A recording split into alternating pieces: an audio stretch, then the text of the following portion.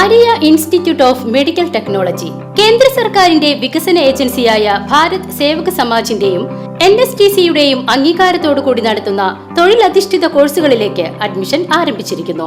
SSLC, +2, VHSC എന്നീ വിദ്യാർത്ഥികൾക്ക് അപേക്ഷിക്കാവുന്നതാണ്. മായന്നൂരിൽ car അപകടം. ക്യാൻസർ രോഗിയായ യുവതിയും കുടുംബവും അത്ഭുതകരമായി രക്ഷപ്പെട്ടു. വാഹനം പൂർണ്ണമായും തകർന്നു.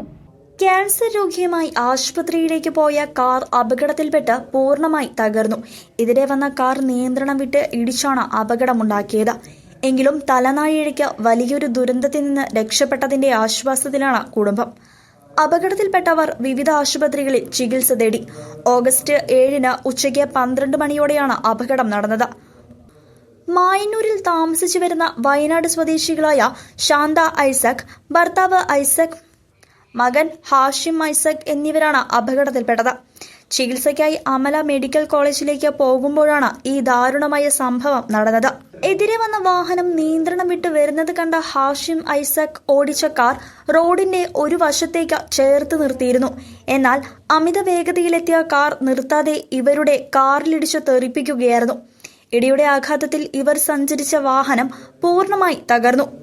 എതിർവശത്തു നിന്നുള്ള വാഹനത്തിന്റെ ഡ്രൈവർ ഉറങ്ങിപ്പോയതാണ് അപകടത്തിന് കാരണമെന്ന് നാട്ടുകാർ പറയുന്നു.